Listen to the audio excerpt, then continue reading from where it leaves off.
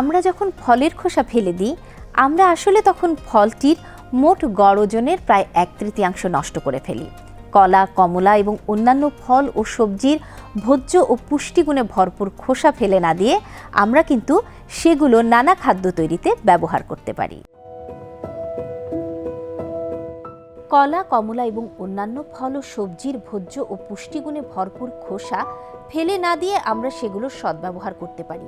আমরা যখন খোসা ফেলে দিই, আমরা আসলে তখন ফলটির মোট গড় ওজনের প্রায় 1/3 নষ্ট করি। অনেক ফল ও সবজির মতো কলার খোসাও কেবল ভোজ্যই নয়, এতে উপকারী পুষ্টি উপাদানও রয়েছে। একটি কমলার ক্ষেত্রে ফলটির প্রায় 20 ভাগ হলো খোসা। এক গবেষণায় বলা হয়েছে প্রায় 1,51,00,000 টন কমলার খোসা উৎপন্ন হয়েছিল, যা প্রায় 80,000 নীলতিমির সমান। একটি কিউই ফলের ক্ষেত্রে ফলটির 9 থেকে 13 ভাগ হলো খোসা।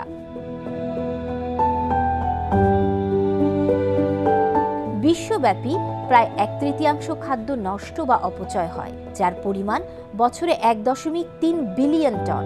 খাদ্য অপচয় এবং বর্জ্যের কারণে বৈশ্বিক গ্রিনহাউস গ্যাস নির্গমনের 8 ভাগ ঘটে, যা বিমান চলাচলের ফলে সৃষ্ট দূষণের 3 গুণেরও বেশি। খাদ্য বর্জ্যকে ল্যান্ডফিলে না পাঠিয়ে কম্পোস্ট করলে বায়ুমণ্ডলে নির্গত মিথেনের পরিমাণ কমাতে সাহায্য করতে পারে। কিন্তু আমরা যাকে বর্জ্য বলে মনে করি, তার বেশিরভাগই আসলে পুরোপুরি ভোজ্য। খাদ্য শিল্পে সাধারণত ফেলে দেয়া খোসার মধ্যে থাকা পুষ্টি এবং শক্তি উভয়েরই আরও ভালো ব্যবহার করার প্রতি আগ্রহ বাড়ছে, কিন্তু বাড়িতেও এটি করার উপায় আছে।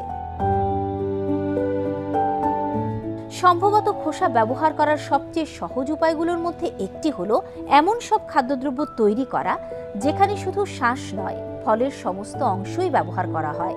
যেমন কলা ও খোসা দিয়ে তৈরি ব্রেকফাস্ট লোফ। কমলার খোসা কুঁচিয়ে ফুটন্ত জলে 10 মিনিট ধরে ফুটিয়ে মোরব্বা বানানো যেতে পারে।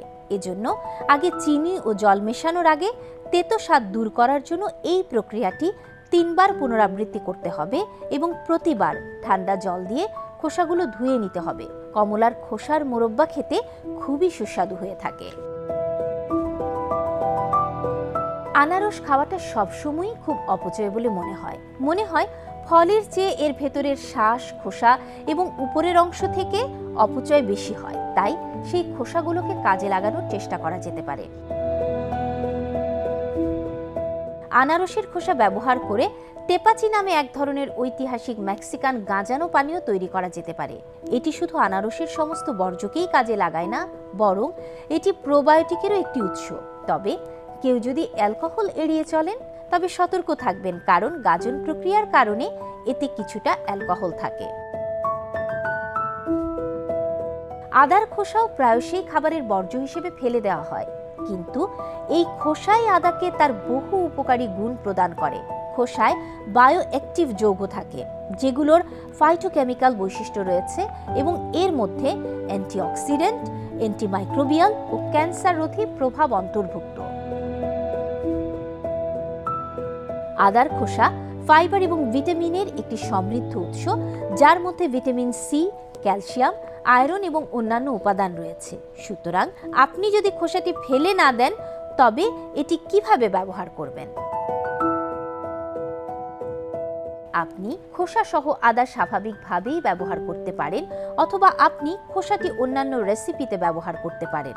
স্যুপের স্বাদ বাড়াতে তাতে আদার খোসা যোগ করা যেতে পারে।